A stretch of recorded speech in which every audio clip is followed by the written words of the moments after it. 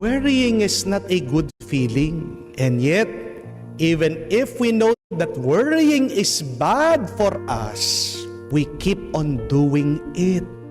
Alam mo na masama sa iyong pag-iisip, masama sa iyong kalusugan, ang palaging nag-aalala. Pero bakit palagi mo itong ginagawa?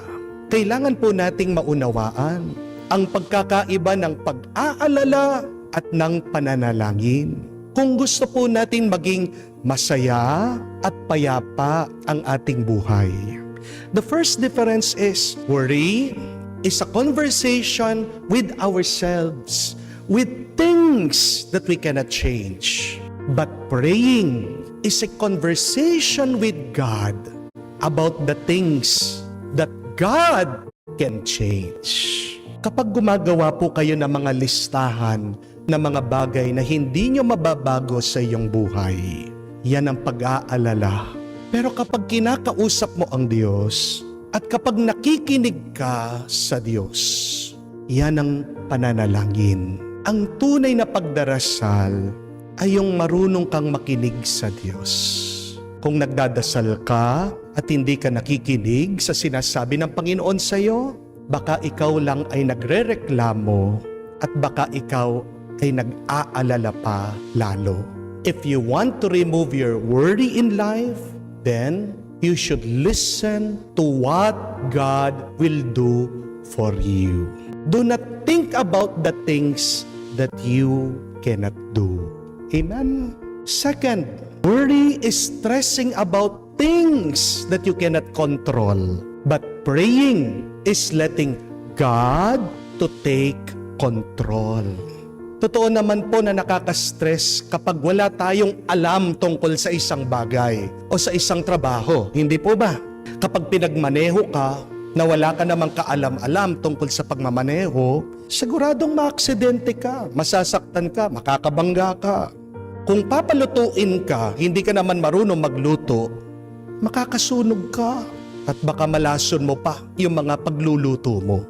Kung magninegosyo ka na wala ka namang kaalam-alam dyan sa negosyong yan, di ba malulugi ka? Yan ang kasalanan ng napakarami din sa inyo. Porket ba uso ang isang negosyo, ang isang business, ginagawa na maraming tao, nakikigaya ka. Pinapasukan mo yung business na yan na wala kang kaalam-alam. Anong nangyayari sa'yo? Nasasayang lang ang pera mo. Amen? Kaya nga nai-stress ka. Kasi pilit mong ginagawa ang isang bagay na wala ka naman kaalam-alam. Pilit mong kinokontrol ang isang bagay na wala kang kontrol. When you try to control what you cannot control, you create more problems. Amen? Pero paano ka magiging marunong sa paggamit o sa pagtatrabaho? Kailangan magpaturo ka. Kailangan mo ng karanasan. Kung hindi natin alam ang gagawin, magdasal tayo. Kasi ang Diyos na may gawa ng lahat, siyang nakakaalam. God is wisdom. You want wisdom? You want knowledge? You want direction? Go to God. How do you go to God? You pray to God. Amen?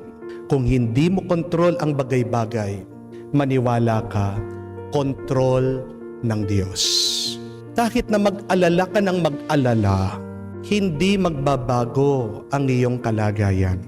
Pero kung magdadasal ka, di ba alam natin, pwedeng baguhin ng Diyos ang iyong sitwasyon at maaari pang ikaw ay baguhin din ng Diyos sa iyong pag-iisip, sa iyong pananaw, sa iyong pag-ugali.